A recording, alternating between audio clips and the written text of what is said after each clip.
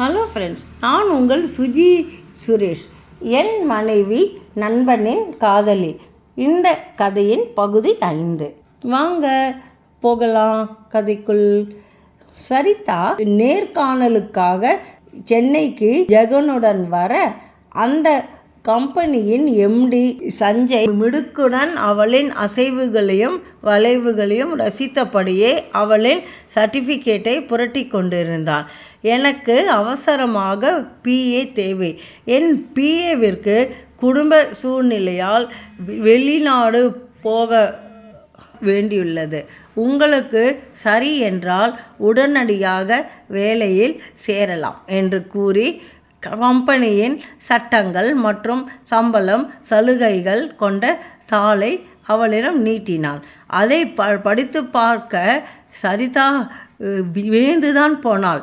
அவள் எதிர்பார்க்காத அளவு சம்பளம், நிறைய சலுகைகள், கார் பிக்கப் செய்யும் வாடகை வீடு அவர்களே ஏற்பாடும் செய்து கொடுப்பார்கள் மற்றும் பல வகைகள் இருந்தது.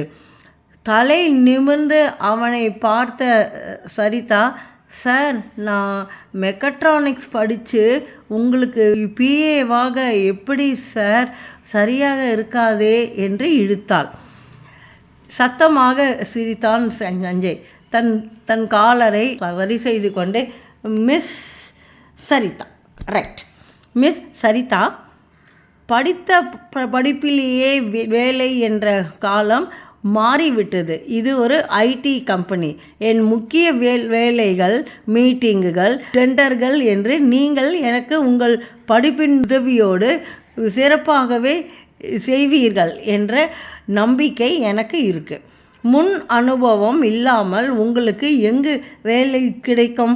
நீங்கள் இன்று நாளை எனக்கு ஃபோன் செய்து உங்கள் விருப்பத்தை கூறலாம் என்று தன் பர்சனல் கார்டை அவளிடம் நீட்டினான்.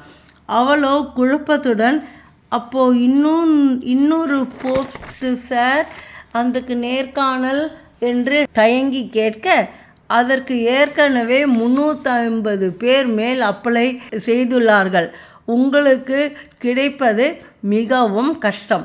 இனிமேல் உங்கள் பாடு என்று கூறினான். சார், நான் திருச்சியில் இருக்கிறேன். என் அப்பா அம்மா கிட்ட கேட்டு தான் சார் முடிவு எடுக்க முடியும் என்று தயங்கப்படியே இழுத்தாள்.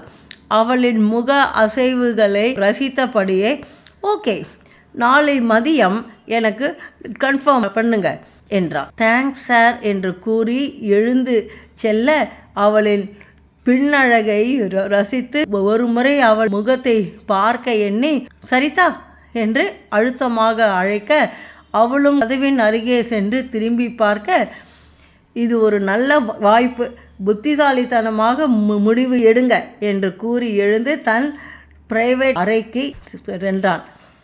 பா, என்ன அழகு, என்ன கலர், என்ன கண்கள் என்று தன் உணர்வுகளை கட்டுப்படுத்தி கொள்ள மிகவும் சிரமப்பட்டான்.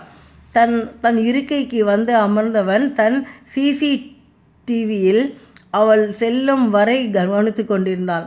அதற்குள் கதவு தட்டப்படும் ஓசை கேட்க, கமேன் என்று கூற, தன் வீட்டிலிருந்து வந்த சாப்பாட்டை டிரைவர் எடுத்து வைத்தார்.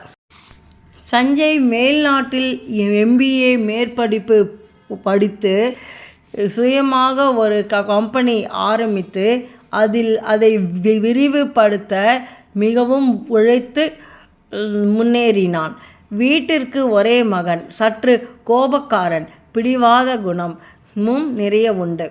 போட்டியில் ஜெயித்தே பழகியவன், எப்பொழுதும் கெத்தாகவும் மிடுக்குடனும் இருப்பவன், தோல்வியை விரும்பாதவன், ஜெயிப்பதற்காக எந்த எல்லைக்கும் தயங்காமல் செல்பவன். பெரிதாக தொடங்கிய அவன் தொழில் இன்று 75-100 பேருக்கு மேல் குடும்பங்களுக்கு அவனை நம்பி உள்ளன. சாப்பாட்டை பிரித்து வைத்து பரிமாற, முத்து, நீங்க வாங்க, நானே சாப்பிட்டு கொள்வேன் என்று தன் நண்பனும் டீம் இன்சார்ஜும் ஆன கோபியை அழைத்து வர சொன்னான். தன் பள்ளி கல்லூரி நண்பனான கோபி உள்ளே வர, டேய் மச்சான் என்று கூறி, என்னடா ஒரு பெண்ணை நேர்காணல் செய்துவிட்ட போலருக்கு. மதியம் தானேடா நேர்காணல் என்று குத்தலாக கேட்டான். கோபி தனிமையாக இருக்கும்போது சஞ்சயை வாடா என்று உரிமையோடு தான் அழைப்பான். மற்றவர் முன் மற்றும் தொழில் விவர மீட்டிங்கில் சார் என்றும் அழைப்பான். சஞ்சய் நம்பும் ஒரே தோழன் கோபிதான். என்பிஏ இன்னும் 2 வாரத்தில் வேலையை விட்டு போகதாக கூறினா இல்லையா, அதுதான்டா சரிதாவை பார்த்து நான் செலக்ட் பண்ணினேன். அவள் தன் பேரண்ட்ஸ் கிட்ட கன்சல்ட் பண்ணி நாளைக்கு மதியம் ஃபோன் செய்வதாக கூறியிருக்காடா என்று கூறினாள். டேய், அவளிடம் நீ ஃப்ளாட்டாகிவிட்ட போல இருக்கே என்றான் கோபி சஞ்சயின் முகத்தை ஆய்ந்தபடியே. சி போடா, அதெல்லாம் ஒன்றும் இல்லை. அவள் சேல்ஸுக்கு தான் அப்ளை செய்திருந்தாள். ஆனால் மதியமே வந்து விட்டதா என் முடிவை மாற்றிக்கொண்டேன். அவ்வளவு தாண்டா என்றான் தன் ரசனையை மறைத்தபடியே. நம்பிட்டேன் என்று கோபி நக்கலாக கூற, சாப்பிட்றா என்று அதட்டினான். மதியம் நான் அலுவலகத்தில் இருக்க மாட்டேன்.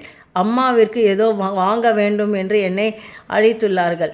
நீயே பார்த்து செலக்ட் செய்டா என்று கூறினான் சஞ்சய். ஓ, அம்மா இங்கே வராங்களா என்று கேட்க, பாண்டி பசாரில் அம்மாவுக்கு ஏதோ கடைக்கு போகணும், அதுதான் அம்மா அம்மாவை இங்கேயே வான் என்று கூறிவிட்டேன் என்றான்.